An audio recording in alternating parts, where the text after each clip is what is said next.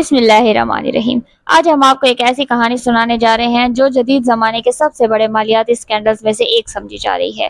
یہ کہانی ہے ایک چینی خاتون زمین قیان کی جو دنیا بھر کی خبروں میں چھائی ہوئی ہیں کیونکہ ان کے پاس سے 61,000 بٹ کوائن ضبط کیے گئے ہیں۔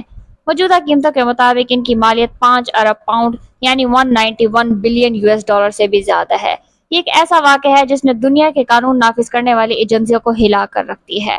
میٹروپولیٹن پولیس کے مطابق زمین قیان کی کہانی 2014 سے 17 کے درمیان شروع ہوئی۔ اس دوران چین میں انہوں نے ایک بڑے پیمانے کا مالیاتی دھوکہ کیا جس نے 1,28,000 سے زائد متاثرین پھنسے لوگوں کو ایک ایسی اسکیم میں سرمایہ کاری کرنے پر آمادہ کیا گیا جو بظاہر بہت منافع بخش دکھائی دیتی تھی، لیکن در حقیقت وہ ایک فراڈ تھا۔ ان معصوم شہریوں سے اربوں یوان جمع کیے گئے اور انہی پیسوں سے بٹ کوائن خریدے گئے۔ اس وقت شاید کسی نے سوچا بھی نہیں ہوگا کہ چند سالوں بعد یہی بٹ کوائن دنیا کے سب سے بڑی ضبط شدہ کرپٹو کرنسی بن جائے گی۔ جب چائنیز گورنمنٹ کو اس دھوکے کا علم ہوا تو زمین قیان نے مبینہ طور پر جعلی دستاویزات تیار کیں اور چین سے فرار ہو کر برطانیہ پہنچ گئیں۔ یہاں آ کر انہوں نے اپنی چوری شدہ دولت کو سفید کرنے کا عمل شروع کر دیا۔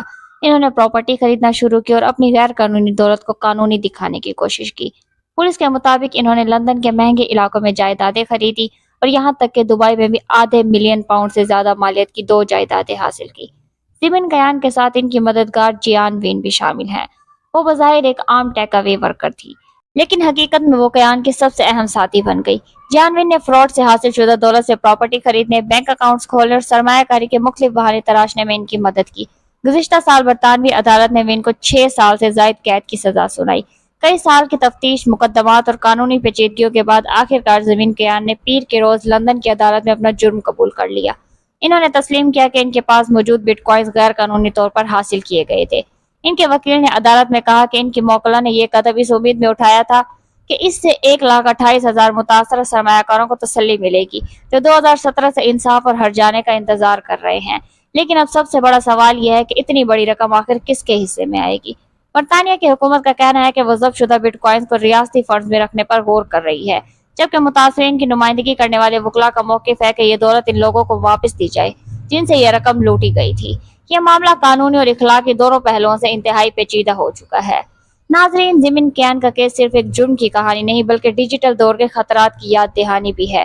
کرپٹو کرنسی کی دنیا بظاہر آزاد اور شفاف دکھائی دیتی ہے، لیکن اگر اس کا غلط استعمال ہو تو نتائج انتہائی تباہ کن ہو سکتے ہیں۔ یہ واقعہ دنیا بھر کے مالیاتی نظام، بینکوں اور قانون نافذ کرنے والے اداروں کے لیے ایک سخت انتباہ ہے کہ کرپٹو کرنسی میں سرمایہ کاری اور نگرانی دونوں کے لیے نئے قوانین اور سخت نگرانی کی ضرورت ہے۔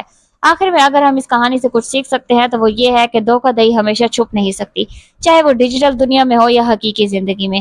آخرکار انصاف اپنا راستہ خود بنا لیتا ہے۔